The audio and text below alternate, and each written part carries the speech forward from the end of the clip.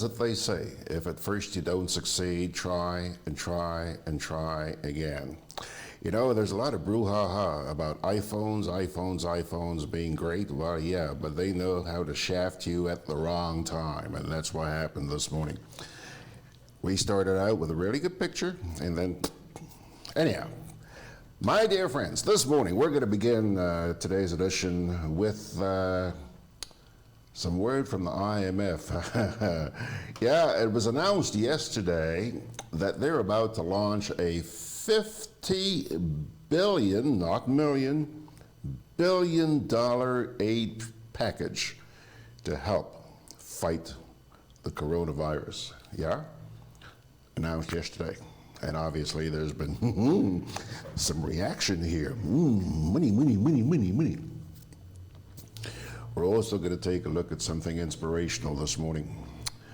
It's captioned here on the website, real situations will always expose fake people. You heard me? Yeah. Know your circle. Won't have to wait much longer. You'll find out in just a wee bit. I haven't spoken to him this morning, but he's always, usually, 99.999% of the time, he's on time. So we do expect that Allan's going to be joining us at about 15 minutes after the hour. And then, at the end of this morning's program, we will have the national report for you. Now, I mentioned to you yesterday that there's some construction work going on here. I don't know if you can hear it. You probably can, but it's driving me crazy. Yeah, if it's not one thing, it's another. Yeah. Anyhow, hear that? Now, let's get down to business here. Let's get, God help us. International Monetary Fund Managing Director, a lady by the name of Kristalina Georgieva, announced yesterday a $50 billion aid package to help fight the coronavirus. Georgieva said on CNBC's Squawk Alley that the money is available immediately and is for low-income and emerging market countries. Most of the money will be interest-free, and countries do not need to have a pre-existing program with the IMF in order to participate. That's what she said, okay? Now, hello. It's going to be one of those mornings. Bear with me. Yeah. Okay. She said that what they're doing right now is reviewing country by country to determine what are the financial needs and engaging with these countries to make sure they are aware of this resource so that the IMF can immediately respond to them. She explained that they are in the early stage of engagement, but provided the assurance that they will act very quickly as the requests come in. There are more than 90,000 confirmed cases of the coronavirus around the world, and the outbreak has spread to 6 continents. The epidemic has led to severe travel restrictions in key economic hubs in China and Italy. The IMF would like to see the money used first to bolster healthcare systems and then for targeted fiscal stimulus programs and to help liquidity. The organization is also working with the World Bank to help countries obtain some of the medical equipment, such as medical masks and respiratory equipment that is used to combat the virus. The World Bank announced a $12 billion program on Monday to help poor nations deal with the health and economic consequences of the epidemic. Countries around the world should also consider creating measures to help the economy during an economic downturn, such as offering lines of credit to smaller businesses and programs to pay workers who may have to stay home. Okay? I can't wait, but just let me take a look here and see whether you guys are going as gaga as I am here. Bernard saying good morning. Phil Alexander is saying good morning. Margaret says I'm frozen. Well, we've addressed the freeze, I think. Saying good morning, folks. Whoa. Well, I haven't a clue what's going on here, because let me tell you, my internet is also jumping all over the place this morning. But you know, George is going to be persistent. He ain't going to let this stop him. He's going to move right ahead. Hang on a sec. Yeah. Let's see here now. John Nosinek says, well, good morning, George and class from Dependency 1. Let's see how Flo's new cable goes. Wonderful to have you back, John. John has finally, I think, upgraded to Flo's broadband. Good luck. Lydia James is saying, good morning. Sounds like concrete beavers are in the house. Yeah, it feels like it too, John. T.F. Richards saying good morning from Rainy, Georgia. Bradley Vesper is saying good morning. Arthur Langine is there. John says the IMF won't be giving these monies away without a payback of some kind. Absolutely, John. Ron Alexander's also there. Okay, folks, I got to get this noise out of my head. So let's just rush along here and move to our second story this morning. This little inspirational that you're about to see, it's very short, and it's also self-explanatory. So I really don't need to tell you much about it. Take a look. You need to know your circle, because sometimes it's the ones that are riding with you that really aren't riding for you. You know, sometimes it's the ones that you would throw a punch for, in return they wouldn't take one for you. And sometimes it's the one that you take a bullet for that's actually behind the trigger. Know your circle. You know, more than likely everybody in your boat isn't rowing. Some are drilling holes when you're not looking. You know, just because they hang around you, just because they laugh with you, doesn't mean that they're for you. Just because they smile in your face doesn't mean that they're talking good about you behind your back. People pretend well. You know, most people would tell you that they got your back, but few will actually prove it. Loyalty is rare, so appreciate the ones who give it to you on a daily. Not everybody who says I'm happy for you wants to see you happy. That's why the better you do with your life, the more successful you are with your life, the smaller your circle tends to get, because true intentions get exposed. So watch who you tell your secrets to. Watch who you share your dreams with, because there's no guarantee that that relationship or that friendship will last forever. You know, it'd be the same ones that said I'm praying for you, but behind closed doors be laughing at your struggle. Know your circle. Real situations will always expose fake people, so pay attention. You know, just to get ahead in life, people will drag your name through the mud just to clean up their own image. Just to get ahead in life, people will tear your life down just to build theirs up. It's a cold world. You know, friendship isn't about how much you talk, how much you hang out with each other, but it's about how much you're there for each other in a time of need. Know your circle. You know, I'll tell you like this. The smaller my circle got, the clearer my vision became. You know, I would say it's strength in numbers. It ain't strength in numbers. It's strength in loyalty. You know, a true friend isn't going to throw you a life jacket when you're drowning, because instead they're going to jump in and save your life, or y'all going to drown together. Surround yourself around people who won't hesitate to go through it with you when things get real. Surround yourself around people who won't let your back get against the wall, because they actually got your back. If your circle ain't got that type of loyalty, if your circle ain't got that type of commitment, you need to do some surgery and cut some people out. It all starts with you. It's your life. Know your circle. It's rehab time. Juve chocolates, cocoa nibs, and cocoa balls from Diamond Estate Grenada are now available at Amazon.com, Amazon.ca, Amazon.co.uk, and GrenadaMarket.com. Try their sensational touch of nutmeg and a touch of ginger chocolates, 75% dark and rich, 100% pure cocoa, and their 60% dark and sweet chocolate bars today. Amazon Prime members enjoy free shipping on these orders in the USA, Canada, and Europe. GrenadaMarket.com. When you can't come to the island, the products of the island will come to you.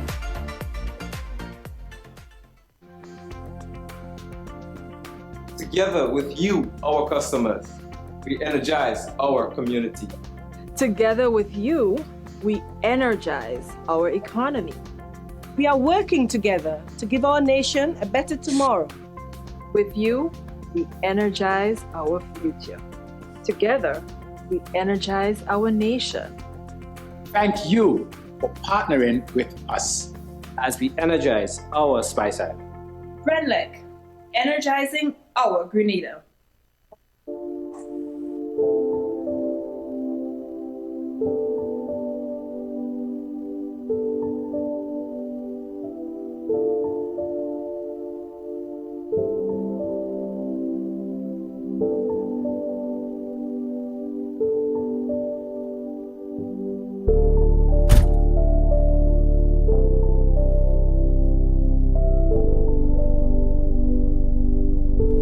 Wait to see my granddaughter.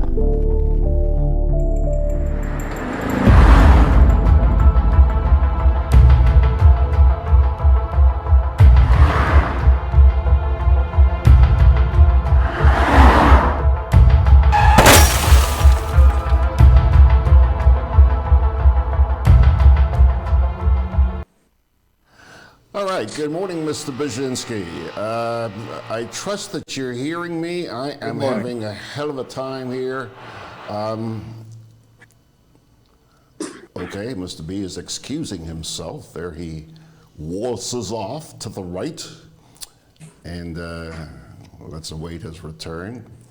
Boy, I hope he's prepared to do all the talking this morning, because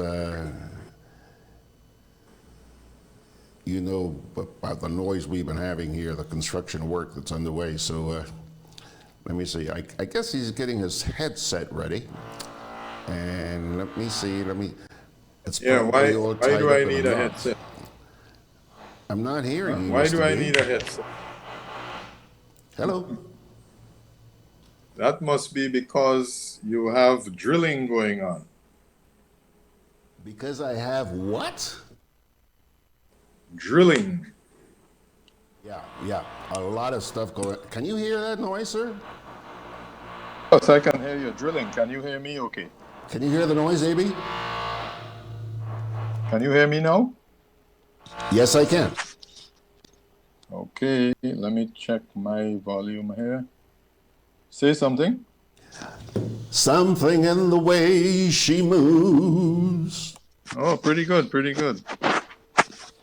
Where is up and where is down on this? I have no idea. B is trying to figure out where is up and where is down. It's the story of my life. Okay, let's see now. All right. Are we ready to go? B, let me lay the ground rules here for a minute. Not hearing you. Because of all the noise that I'm having back here, I want you. You hearing me?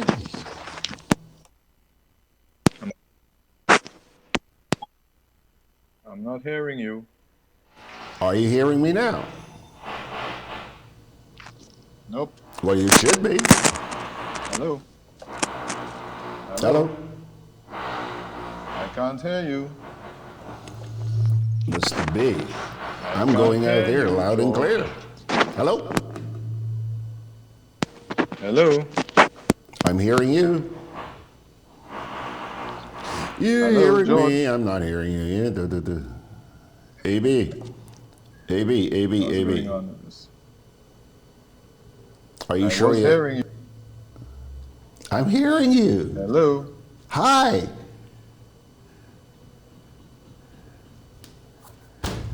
Mr. B, I'm there. Hello. Hello. Hello. Hello. Hello. No, your mic is off. My mic is not off. If it's not off, it couldn't be more on. Hold on a sec. Let me see what the people out there are saying, because I don't know. Just a few minutes ago, he was hearing me, but for some reason, his little thingy seems to have gone south. So just let me see what's popping up here. Boy, the internet is kind of slow here this morning as well. So, okay. I don't see any comments from you guys out there. Oh. Mr. B? Mr. Beirzynski? Hello? Well, I tell you, not only is his audio gone now, he's also frozen like a rock. Oh, yes, Lord, yes, Lord. Wow. This is getting worse. This is getting worse. I mean, it feels like they're right under me right now. So I think, you know what? Let me go into the national report. Yeah, we'll do the national report and see if we can get this issue with Allan resolved. Doubt it. Plus the noise. And then we will we'll try again. But hang on there for a sec. National report after this. Juve chocolates, cocoa nibs, and cocoa balls from Diamond Estate Grenada are now available at Amazon.com, Amazon.ca, Amazon.co.uk, and GrenadaMarket.com. Try their sensational touch of nutmeg and a touch of ginger chocolates, 75% dark and rich, 100% pure cocoa, and their 60% dark and sweet chocolate bars today. Amazon Prime members enjoy free shipping on these orders in the USA, Canada, and Europe. GrenadaMarket.com. When you can't come to the island, the products of the island will come to you. I'm always on the move. Training, traveling, competing. So it's good to know I have Coop Bank in the palm of my hand. Introducing e-banking, one of many customer convenience services from Grenada Cooperative Bank. And there's more to come.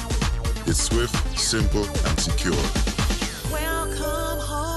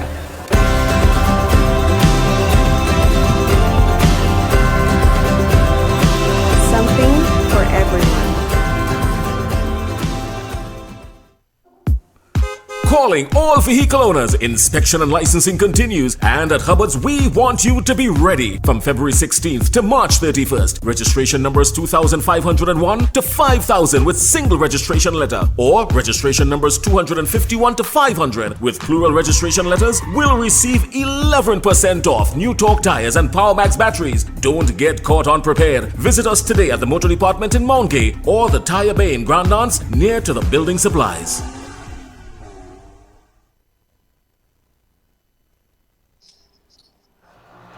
Okay, Pilgrims. Okay.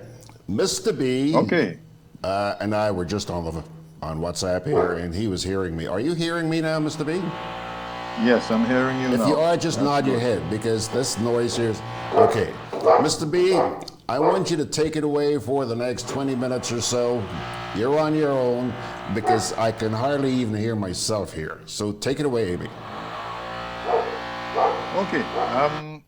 As you know, there's been a lot of talk recently about the Public Utilities Regulatory Commission and their apparent moves to engage in the promulgation of a draft act which will substantially change the landscape for electricity generation on the island.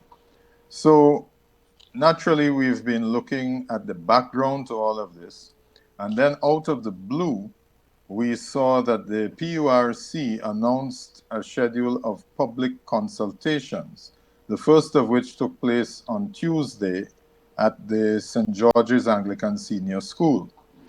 I attended for a while, and I have a program, and on the program, there was a prayer, then there was welcome remarks, then remarks by the acting chief executive officer, remarks by Dr. Spencer Thomas, the chairman, then a feature address by the Honorable Minister of Infrastructure, Development, Public Utilities, Energy, Transport, and Implementation, Mr. Gregory Bowen. And then the technical people provided presentations on the draft electricity sector regulations, tariff setting methodology, regulations on rules and procedures for applying for license and permits. Very technical, those two, and there was the opportunity for an open forum with questions and responses and so forth. The presentation was preceded by this address by both, remarks by the chairman and then the feature address. And both the chairman as well as the minister were at great pains to announce they wish to preempt certain questions with regard to what has received a lot of public scrutiny. That has to do with the provisions for the acquisition of the shares of private individuals without cost to the government. In other words, expropriation. And it was interesting that, as I say, the chairman, followed by the minister, were at great pains to announce that this provision, or these provisions, because it's both in the generation license as well as the network license draft, had nothing to do with the Attorney General, had nothing to do with the government of Grenada. This was all the consultants doing. No, the consultancy may have started after the passage of the PURC Act and the repeal of the Electricity Supply Act 1994, sometime in 2016. So it means that for the last 2 years at least, the consultant has been operating. In my view, consultants are supposed to get input from the stakeholders. In this case, they were working at the behest of the government of Grenada. So it is a little strange for both the chairman and the minister to be so adamant at this late stage that it's not them, it's the consultant. They, in fact, have had sight of the report, which is dated August 2019, for several months. So I would like to know, what have they been doing if, as it appears, it's a big surprise to them that these provisions are included in the draft. And the fact that while the draft regulations are dated in August of 2019, and GRENLEC has stated that they only had sight of these draft regulations in December before Christmas, and they objected to the fact that there was not enough time to go through this raft of rules and regulations, to which reference has been made on this program and others before. So it was interesting for the minister to come and say, listen, don't blame us. It's the consultant that do it. It's not us. So with him having set the stage in those terms, it is perhaps not surprising that what followed was, let us say, in the view of those who know better, not entirely accurate. For example, the minister said that because the price of electricity in Grenada was the highest in the region, in fact, at one time, certain persons associated with the current administration said it was the highest in the world. And the minister said in 2011, the price reached between 55 to 60 US cents per kilowatt hour. And the government had to do something about it. Now, in 2011, he was not in government, so I'm not sure which government he was referring to that had to do something about it. The reality is that the national energy policy of Grenada, a low carbon development strategy for Grenada, was actually finalized on November the 23rd, 2011. And you know which government was in office then.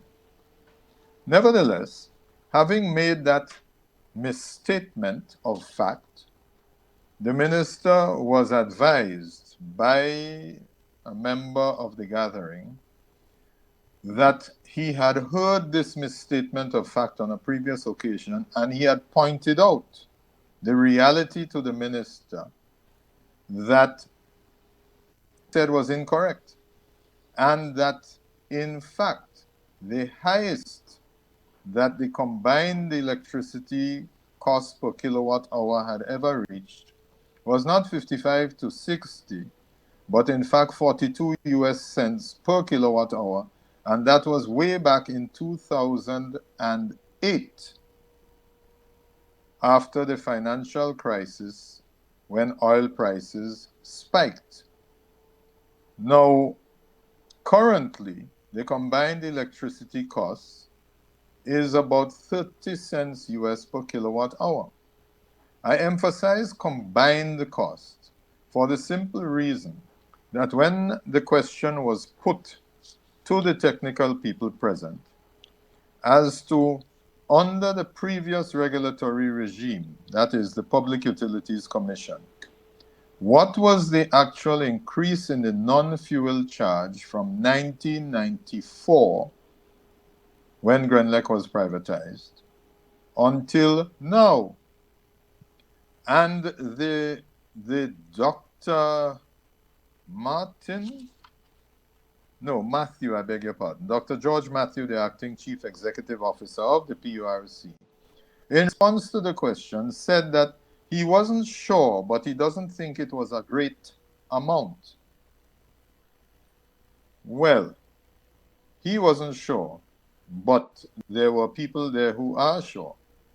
The reality is that in 26 years, the basic price of electricity, what is known as the non-fuel charge, which is what is subject to regulation, increased by the not great sum of 2 cents. In 26 years, it went up by 2 cents because there was a formula in the share purchase agreement which would take into account increases in inflation and a fairly simple formula, and the PUC was supposed to have oversight to ensure that there was compliance. The minister made another startling revelation, which was that in 1996, the chairman of the PUC resigned, and so the PUC didn't operate. Now, who appointed the chairman of the PUC? I'll give you one guess. It's the Minister of Public Utilities. So after he resigned, the PUC did not operate. It was inoperable because nobody had been appointed. So the oversight was left to Grenlec to comply. And this is one of the complaints that has been leveled, that here you had a monopoly which was operating without regulation. That is a misstatement.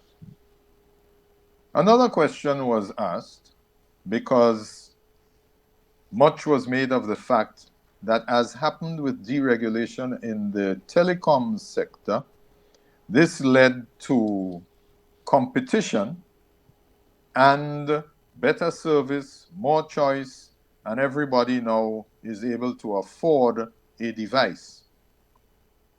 That is a statement of fact.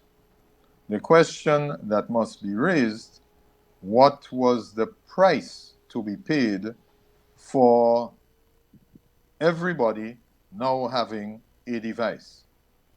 And perhaps inadvertently we got a signal of this, because in response to another question with regard to the inability of the PURC to publicize the draft regulations and to engage in public consultation prior to the deadline date, the acting CEO of the PURC said that it was because their platform was with Digicel and it wasn't working properly. Well, read into that what you will. The other question, another question, I beg your pardon, was directed to the chairman. Given that all of this work has been done, and apparently we don't have to pay for it at all, as usual, it was international agencies and donor funds to pay the consultant. But the question was asked, what empirical data exists to suggest what is an optimum number of competing suppliers in a market where the customer base is approximately 50,000? And the answer was very quick. We don't know, because the study hasn't been done. Well, to the best of my knowledge, there are perhaps, in a population of 2 million or so in Trinidad, perhaps there are 1 million customers. I don't know. In Jamaica, are there 1.8 million customers? I don't know. But I don't know, and neither do the technical people in the PURC. But in both of those jurisdictions, Trinidad and Jamaica, to the best of my knowledge, there are no competing suppliers of electricity. I've made the point on this program before that in Antigua, they, I believe, provide the example of what happens when you have one company generating electricity, and in the case of Antigua, another entity which is responsible for transmission and distribution. In the case of Antigua, I believe I am correct in saying that it is the Antigua Public Utilities Authority that is responsible for transmission and distribution. And Antigua is not known for the quality nor the reliability of its electricity supply. Finally, with regard to the composition of the Public Utilities Commission, Regulatory Commission, PURC, they keep referring to it as the PERC, which suggests that they must be expecting to get some perks, but we leave that there.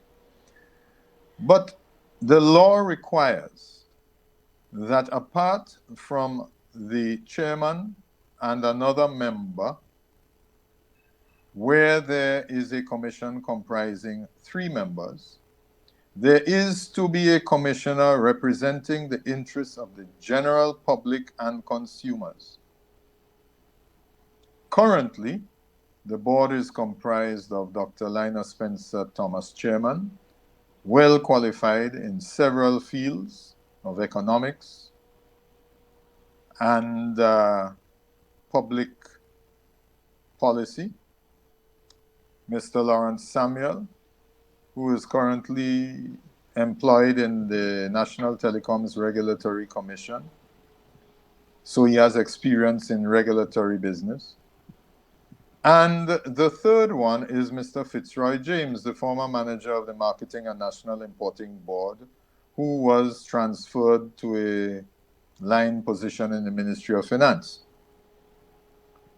So, with response to the 3 questions raised, 1, what was the increase in the non-fuel charge since 1994?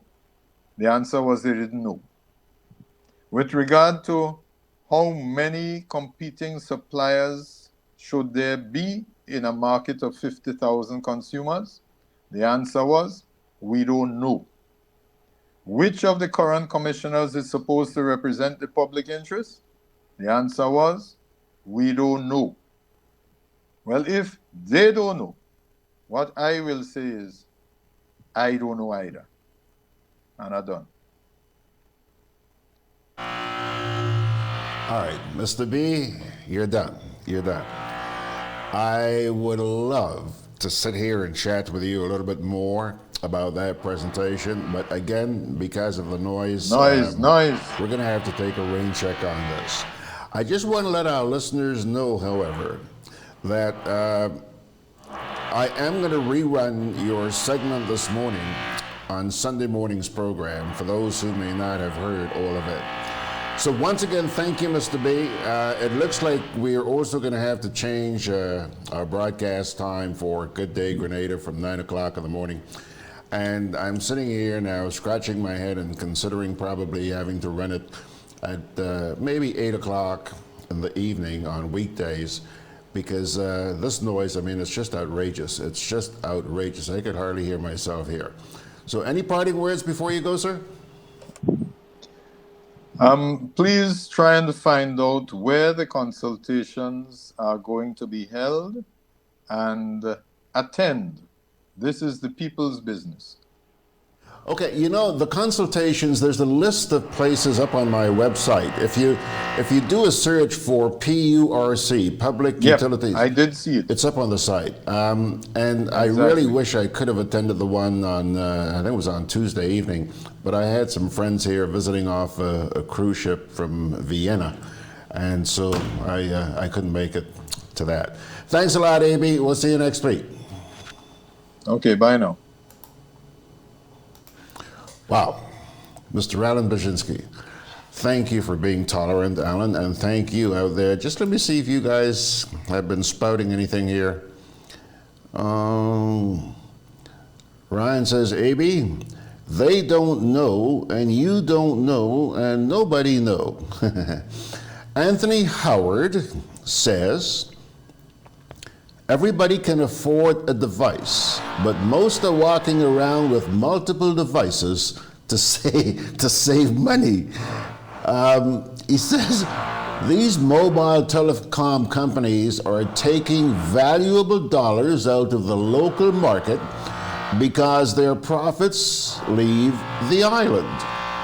Grenadians, like people throughout the world, are addicted to their mobile devices. So they sacrifice everything else to pay that bill.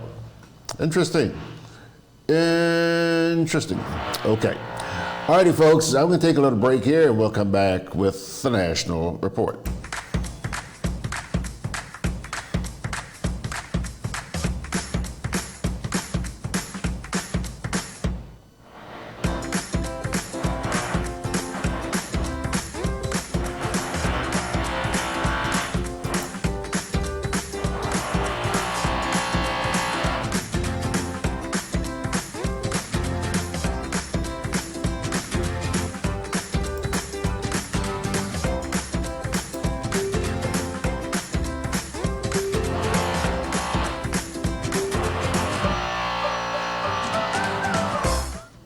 Conveniently located in the Grandstand Shopping Center, for over 40 years, Food Fair has provided quality service at affordable prices. Now, grocery shopping is made easier and more convenient from the Food Fair web store. Hey, babe. Listen now, I need you to go down to Food Fair to get some groceries. All right, no problem. Right away. Thanks, babe. What are you doing? You're supposed to be going to Food Fair to get groceries. I am. But didn't you know you can order your groceries online from the Food Fair web store? Are you serious? Of course. All you have to do is just to log on to www.foodfair.gd with credit card in hand, and with an order of $100 or more, Food Fair Grenada will deliver up to 3 miles away. And you don't even have to worry about your information. Their safety measures are excellent. So hold on. You just order online and Food Fair will deliver to you? Yep. Oh, baby, better hurry up and order, man. I already did. They should be here any minute now. Enjoy easy online shopping anytime from your home or office from the Food Fair web store. Food Fair, where you can fill your baskets without emptying your pockets.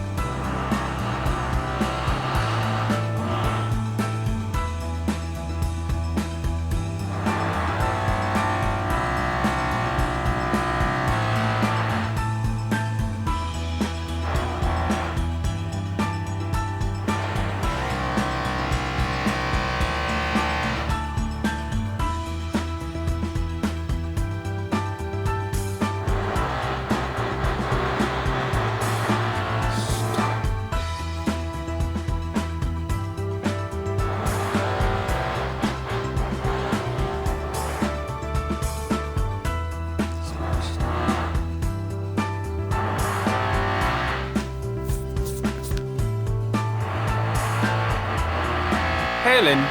Hey, neighbor. Here's the bill I asked you to pay for me. How did you get your electricity bill to be so low?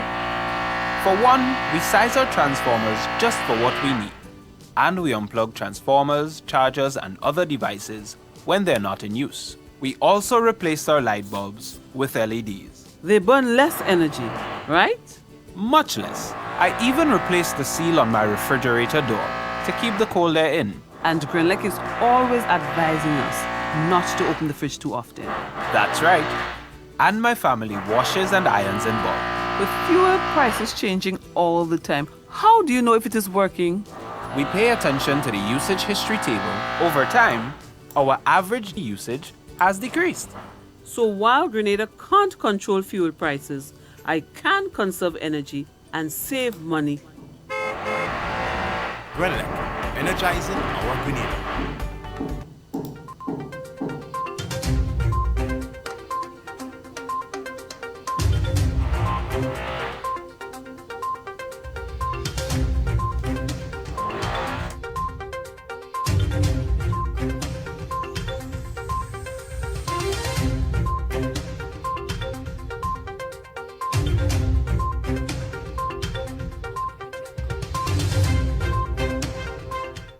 Prime Minister announces additional $2 million allocation for Grenada's COVID-19 preparedness. We'll have details to this story and more in the National Report.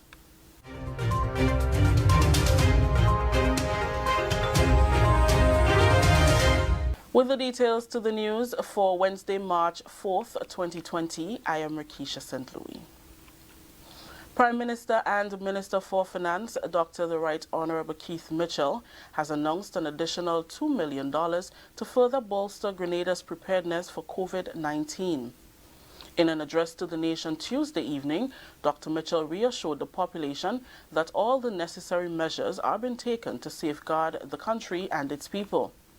He said, "We will not spare any effort in ensuring all the necessary measures are in place to protect our country, and therefore we stand prepared to increase that figure if it becomes necessary as the situation unfolds." A more detailed plan on utilization of the additional resources will come from the Ministry of Health, but the Prime Minister spoke of investing heavily in the procurement of additional medical and other supplies to further equip our hospitals and community health centers, and to outfit the treatment centers that are being established.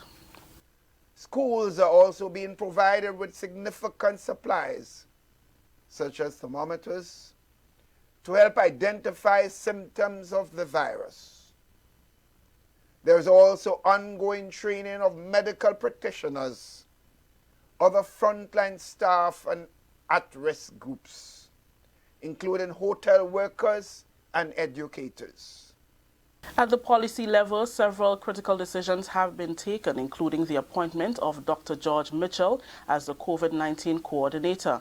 Dr. Mitchell, a former chief medical officer, will manage the activities of all stakeholders as they relate to the disease. Additionally, Dr. Mitchell disclosed that the Eastern Caribbean Central Bank, the ECCB, has indicated its willingness to procure equipment for Grenada and other member states as part of its contribution to the fight against the virus.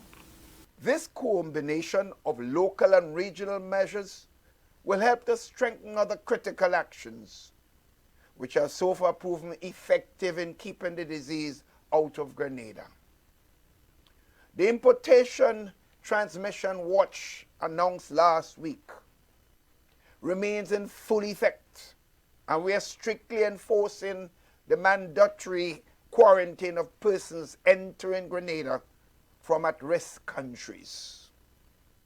Just yesterday, for example, a private aircraft was denied entry because of the potential exposure of some of its passengers.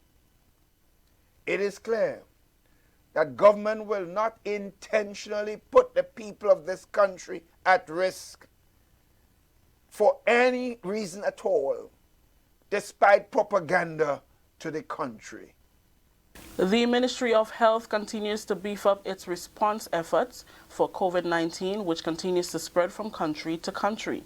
On Wednesday, the Ministry of Health highlighted new measures that will be implemented to boost the island's level of preparedness. Health Minister Honorable Nicholas Steele said 6 health facilities have been identified as flu clinics for persons exhibiting flu-like symptoms to seek medical attention. He said the flu clinics are existing facilities that are outfitted to accommodate patients to prevent intermingling at the other facilities. Basically, those are, and I can name a couple of them right after I explain why we did that. Those would be existing health facilities that we can allow for a separate entrance, where we can say for individuals, if you believe you have symptoms of the coronavirus or you have symptoms of a flu-like symptoms, please go to one of these flu clinics, and there will be an appropriately marked entrance for you to go to, so that individuals aren't going to our health centers and commingling with other Grenadians who don't have flu symptoms. So some of those that have been identified immediately right now would be the Grand Anse Medical Center, Gove, Sates, St. David's, General Hospital, and Karakou. The ministry has also re-established its sanitary authority, which has been headed by the chief medical officer. This authority will monitor and prevent infectious diseases. It is an authority that was set up or established to deal with the control, monitoring, prevention of infectious diseases in the country. It has quite a lot of strength and powers with respect to entering facilities, with strength of law for quarantining, etc. And so the Ministry of Health has moved on from that, but I think it is appropriate in this instance, because it is multi-sectorial as well, to re-establish that sanitary authority. According to Minister Steele, emphasis will be placed on dealing with upper respiratory tract infections. The hospitals will be equipped with more ventilators.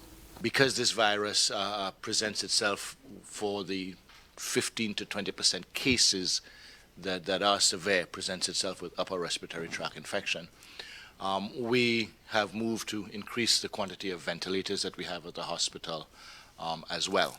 Now, that would not have been a normal plan for us. So those are the types of things that we have done. A COVID-19 helpline has been set up. It is 538-4787. That number again, 538-4787 or 53-VIRUS.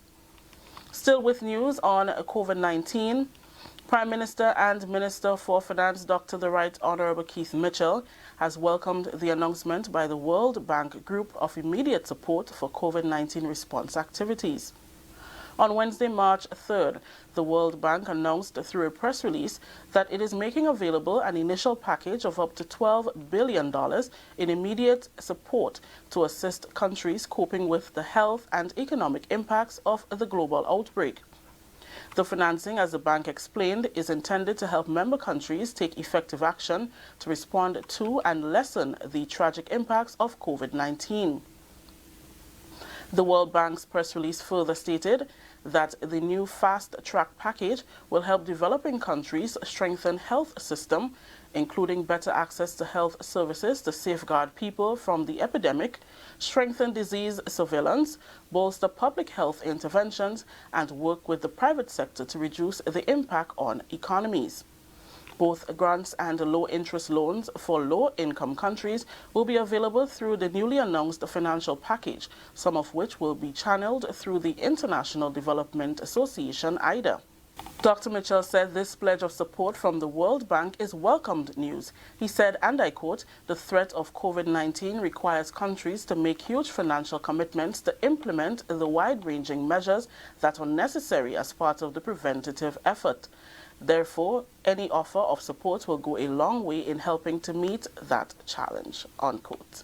This is the National Report. We'll have more news after the break. Grenada's #1 track and field event is back. The Inter-Secondary School Championships is back at the Karani James Athletic Stadium. You must be there. Experience the intense rivalry between athletes of our secondary schools on the track and in the field. Blame yourself if you miss the first ever Republic Bank sponsored Intercall 2020. Blame yourself if you miss a day of exciting action on the track. Be there every day, day 1, 2, and 3. The 53rd Intercall Championships takes place on March 31st, April 1st, and 2nd, starting at 9 a.m. each day. Come, let's celebrate the inaugural Republic Bank Intercall. Come out families, come out past students, come out school-based supporters for the return of competition on the track and in the field, because Intercall is back.